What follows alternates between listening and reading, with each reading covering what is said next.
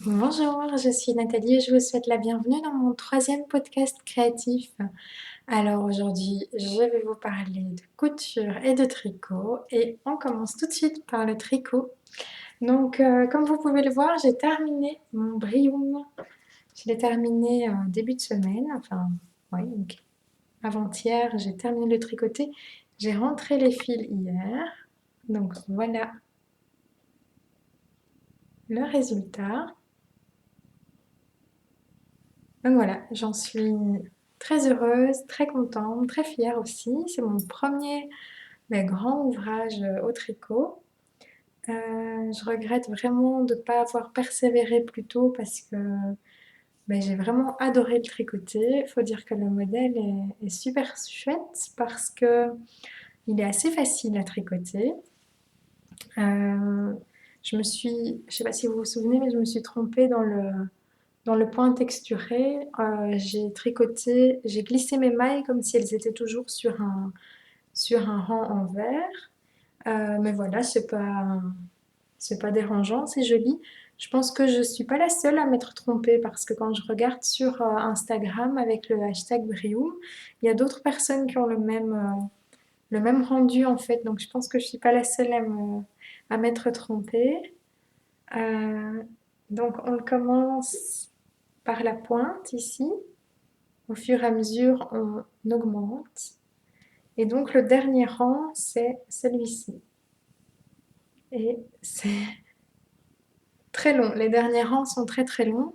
Ça m'a pas vraiment dérangé. Je tricote dans le train, donc voilà, j'ai le temps et j'ai trouvé ça super relaxant en fait. Donc c'est assez répétitif, c'est du point endroit. Donc voilà, quand j'étais lancée, quand j'avais terminé mon rang, je faisais un petit trait sur ma feuille et j'étais contente. Ça m'a vraiment, ouais, comme je disais, relaxée. J'ai l'impression d'être beaucoup plus zen dans le train depuis que je tricote. Euh, J'aime plus trop prendre le train en ce moment. On a changé les horaires, les trains eux-mêmes sont un peu pourris. Il n'y a plus de clim, il y a plein de gens, les trains sont en retard. Bref, c'est un peu le stress tous les matins, tous les soirs. Et voilà, quand je tricote, je pense plus à tout ça. Je suis, je suis dans mon tricot et, euh, et c'est parti. Donc voilà, je dois encore le bloquer, hein, ça vous avez bien vu qu'il n'est pas encore terminé complètement. Je vais faire ça dans les jours qui viennent. J'ai envie de prendre mon temps, d'aller relire comment le bloquer le mieux possible. Et, euh, et je vous le montrerai encore une fois quand il sera bien bloqué. Voilà. Alors c'est un modèle que je recommande vraiment aux débutantes.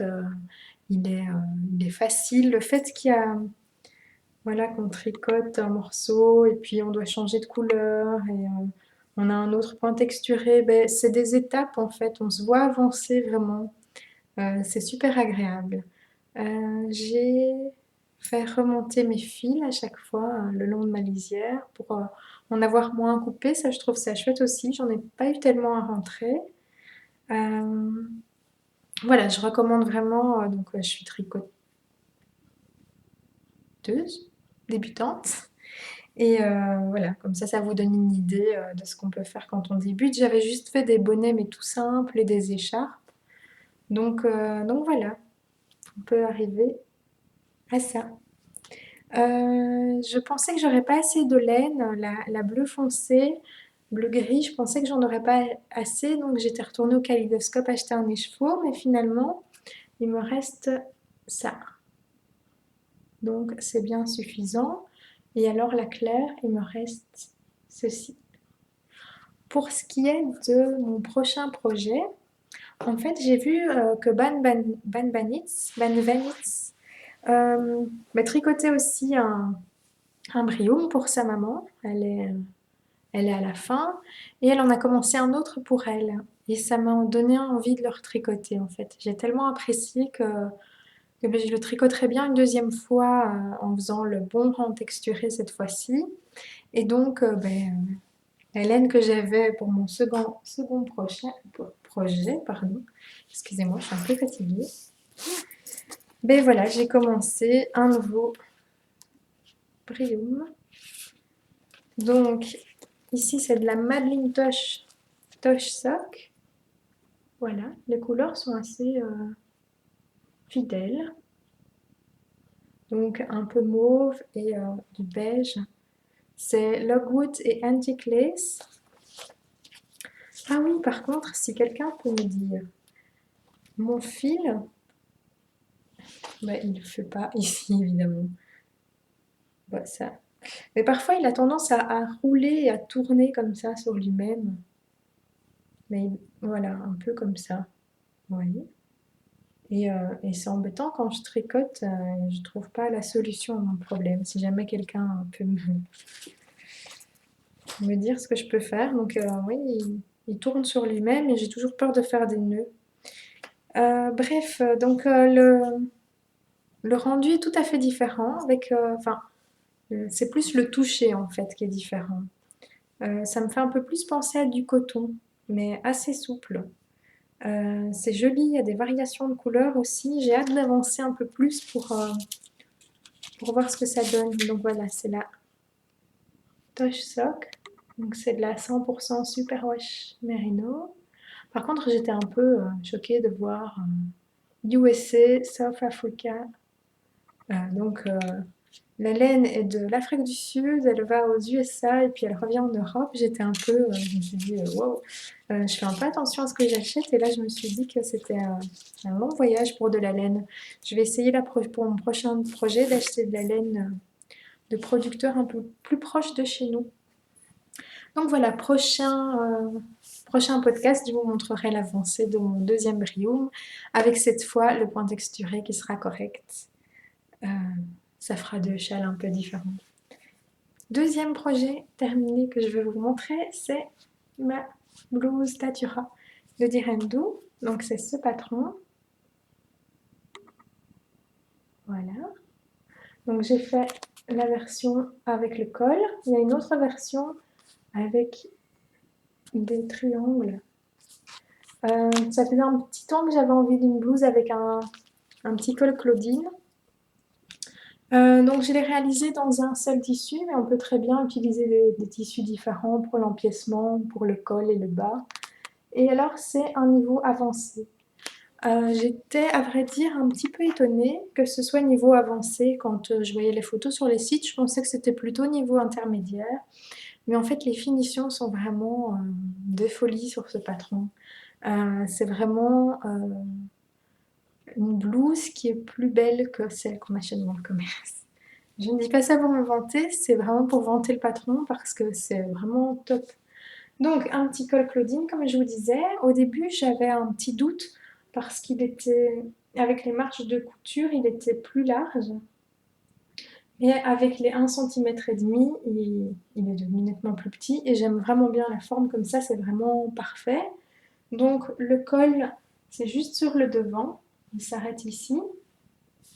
À l'arrière, il y a les deux pans qui sont fermés par des boutons. On sait l'enfiler sans ouvrir, donc moi je les ai juste cousus, je ne me suis pas amusée à faire des boutonnières. Et je vais l'enlever du mannequin pour vous montrer les finitions parce que je trouve que j'étais assez bluffée quand je l'ai terminé. Alors en fait, les empiècements sont doublés. Et alors on replie le bord de l'empiècement et on vient le coudre, ce qui fait qu'on n'a aucun fil nulle part, il n'y a rien qui dépasse. Les côtés sont... donc on ne doit pas les terminer avec un billet parce qu'il y a la doublure qui fait le travail. C'est un peu délicat cette partie-ci des manches, mais une fois qu'on a compris, c'est assez clair. Donc j'ai fait des coutures anglaises parce que j'avais pas envie de sortir ma surjeteuse et que j'avais envie de quelque chose de propre. Et alors, comme conseillé dans le patron, j'ai terminé par un billet. Alors, pour vous dire la vérité, je pensais au départ mettre un billet déjà tout fait qu'on achète dans le commerce, mais c'est un peu épais, un peu aspect carton. Donc j'étais moyennement convaincue. Et en fait, dans le patron, Éléonore prévoit un gabarit sur la planche de travail pour faire son propre billet.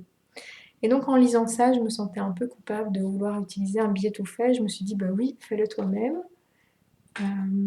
Et en plus, j'ai l'appareil à billets, donc voilà, c'était vraiment de la fainéantise de ne pas vouloir le faire.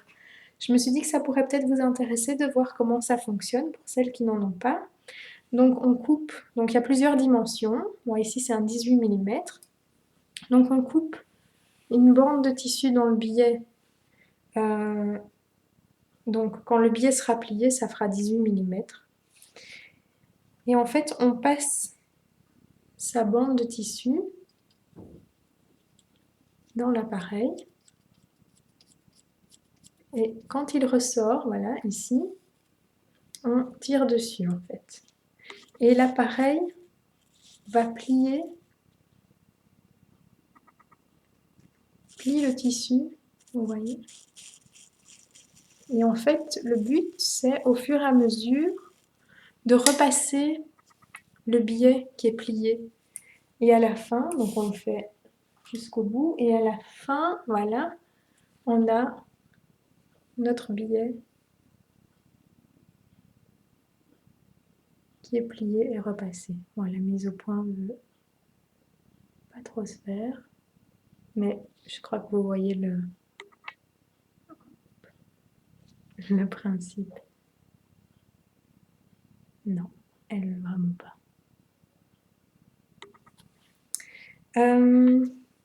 Donc voilà, ça prend un petit peu de temps, mais c'est pas exagéré non plus. Et pour avoir des finitions, je vous montre pas le bon, des finitions aussi jolies, ben, je pense que ça vaut vraiment la peine. Quand j'ai fini cette blouse, je me suis dit que j'allais plus m'acheter de vêtements dans le commerce tellement elle est bien finie. Je vais la remettre sur le mannequin. Parce que ça fait un beau décor pour mon podcast. Voilà, je suis vraiment enchantée de cette cousette. Vraiment, d'Irendo, pour moi, c'est vraiment les patrons qui me conviennent, les patrons avec lesquels j'évolue, avec des explications super claires.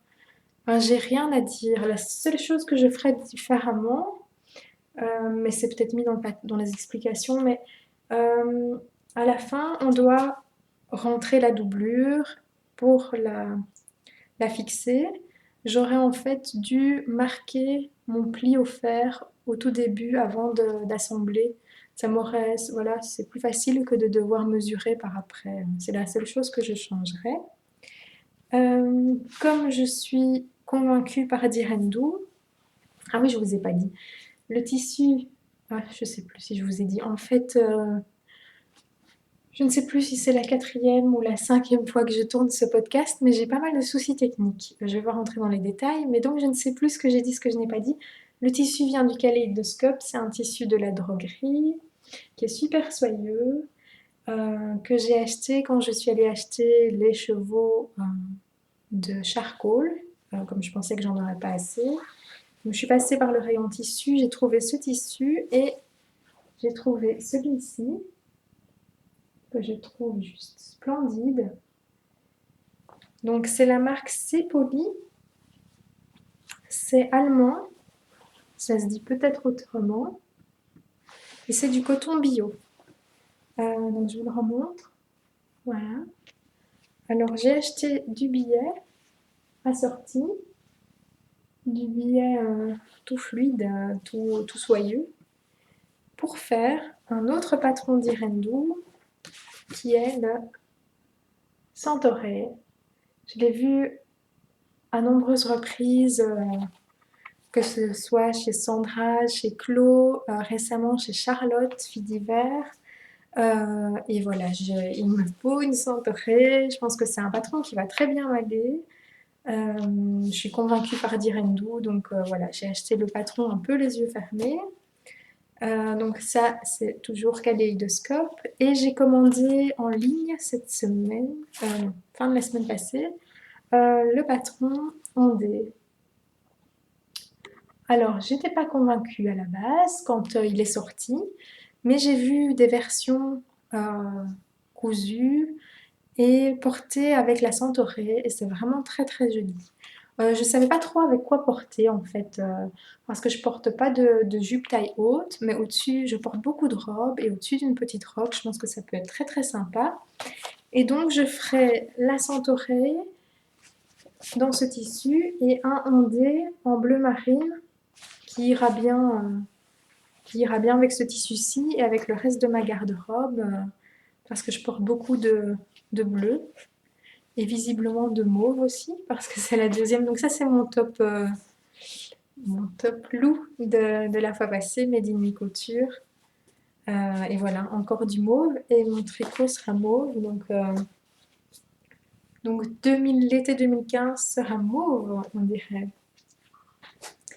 Alors, à côté de ça, j'avais commencé à vous parler du Wearability Project la fois dernière. J'ai pas vraiment avancé de ce côté-là, mais je voulais vous montrer. En fait, j'ai fait l'exercice de dessiner ma silhouette comme je vous avais expliqué. Donc le but, pour rappel de ce projet, c'est en fait de se coudre une garde-robe qui nous correspond, qui correspond à notre style et à nos formes. Euh, le programme, c'est un programme qui s'étend sur une année et il y a différents thèmes par mois.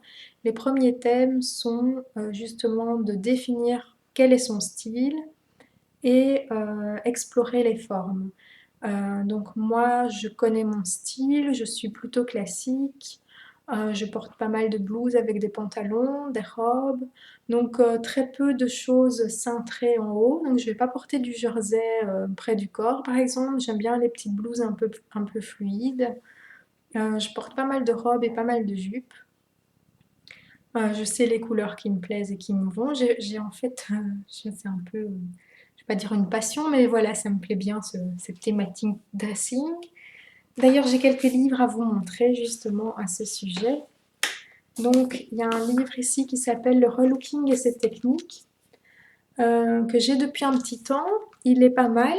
Euh, Maintenant, il y en a un autre qui me fait de l'œil, mais voilà, je ne peux pas acheter tous les bouquins. Mais il y a un livre qui s'appelle Habiller toutes les morphologies.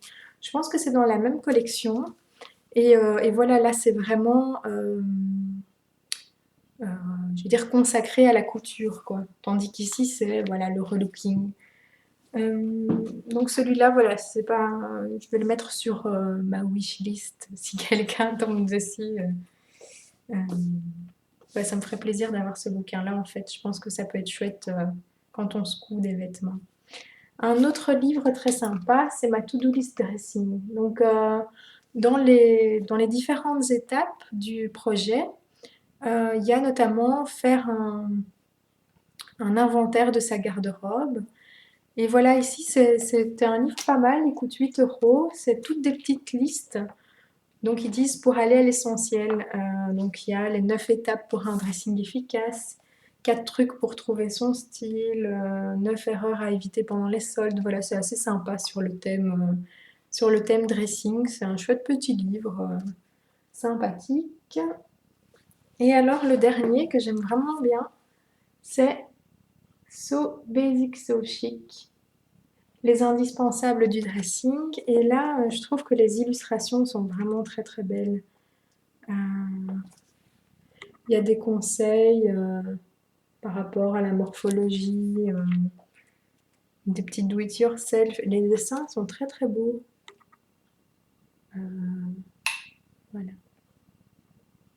Voilà, donc ça c'est mes bouquins. J'en ai d'autres, mais c'est ceux que je préfère. J'aime bien aussi, mais je ne l'ai pas préparé, La garde-robe idéale des paresseuses. C'est aussi un petit livre sympa. Donc voilà, moi, mon style, je le connais assez bien. J'ai fait par le passé des erreurs d'achat, mais j'en fais beaucoup moins, pour pas dire j'en fais plus. Je réfléchis beaucoup plus quand je m'achète des vêtements et je réfléchis évidemment beaucoup quand je couds aussi, parce qu'on passe quand même pas mal de temps. Donc, autant avant, je pouvais me lancer dans des projets couture vite fait parce que j'avais besoin, envie de coudre. Autant maintenant, je réfléchis, voilà, si je fais tel. Par exemple, celle-ci, je sais que je la porterai sans problème avec tous les pantalons qu'il y a dans ma garde-robe. Ça ira bien avec mes jupes aussi. Enfin, donc, valeur sûre. Donc comme je vous disais, j'ai fait l'exercice, que propose, Charlotte Fille d'Hiver, qui est de se prendre en photo et dessiner le pourtour de sa silhouette.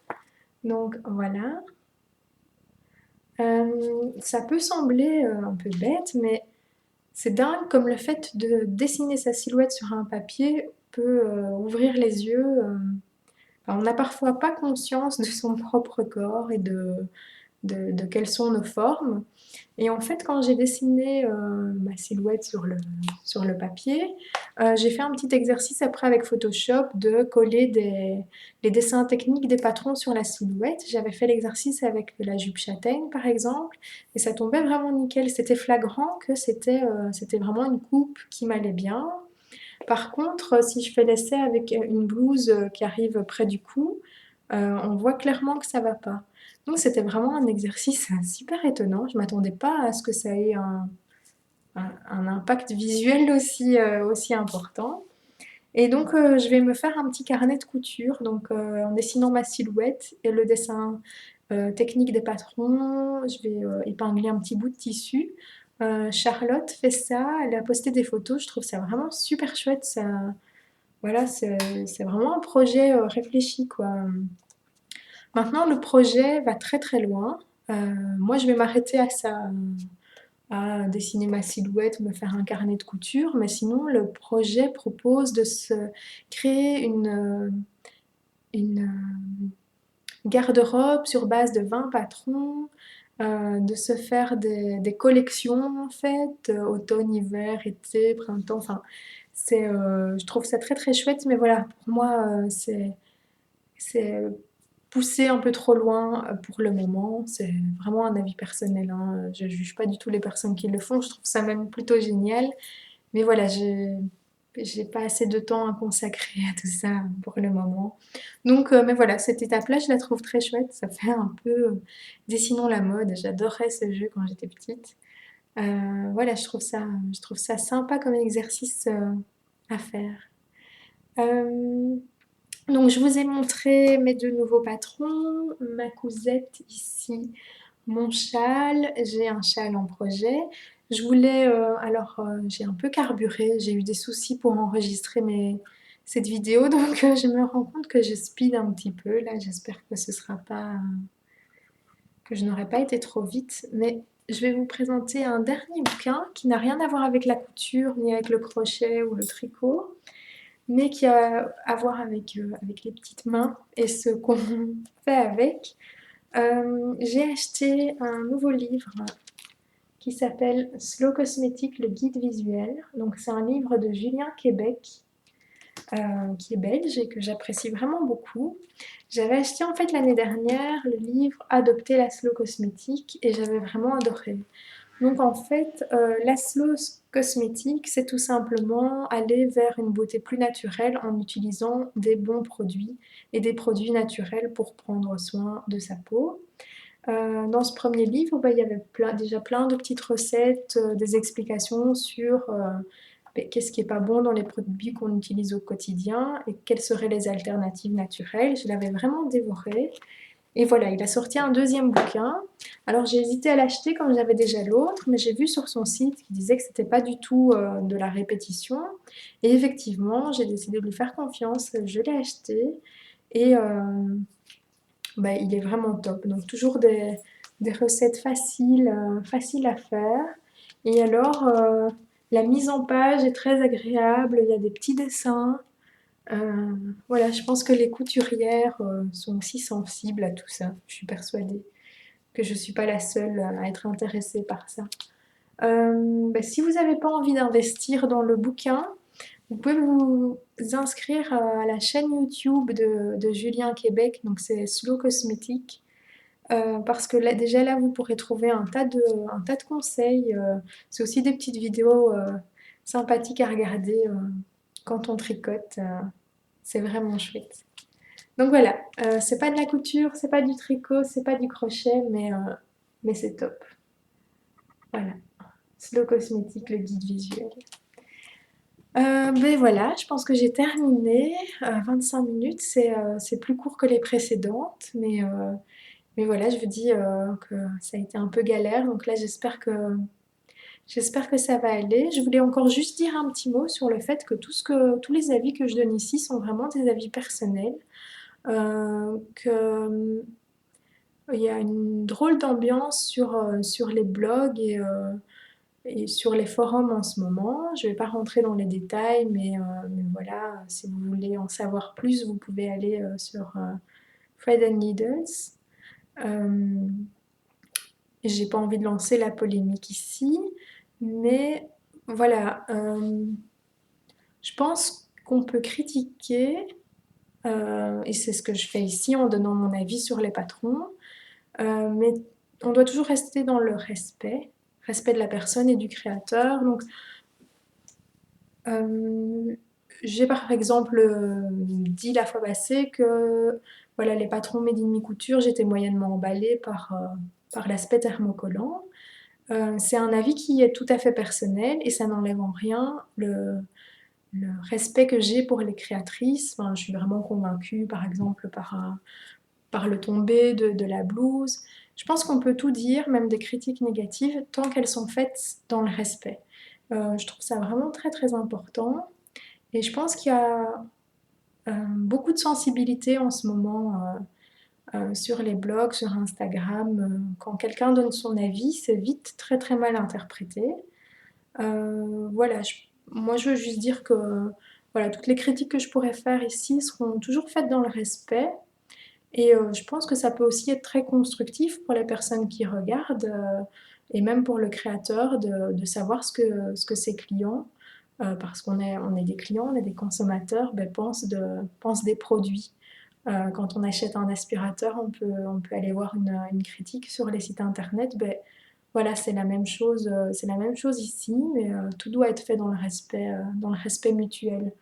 On est ici pour partager nos passions, partager notre plaisir à coudre, et voilà, c'est parfois un peu triste de voir des petites guerres sur les blogs, quoi qu'on puisse penser. Et j'ai aussi un avis sur la question, évidemment, mais voilà, je pense qu'il ne faut pas non plus qu'on en arrive à avoir peur de ce qu'on dit et des critiques qu'on peut faire. Et si voilà, j'aimerais pas donner que des avis positifs. Ici, c'est le cas parce que voilà, c'est un patron que j'adore, mais voilà, c'est aussi important de dire les choses qui vont pas, mais avec douceur. Et donc, je veillerai toujours à faire attention, à blesser personne dans mes podcasts. Voilà, c'était juste un petit aparté. Voilà, peut-être que certaines comprendront pas pourquoi je dis ça, mais voilà, je voulais le dire. Alors, je vous souhaite une très très belle soirée. Hein, je tourne ici le soir, donc une belle soirée, une belle journée si vous regardez ça le matin. Je vous souhaite en tout cas de bons moments créatifs. Je vous dis ben, à la prochaine. Je ne sais pas quand ce sera, mais il y aura en tout cas du tricot avec mon Brioum et j'espère ben, de la couture. Je vous souhaite une très très belle soirée. À très bientôt.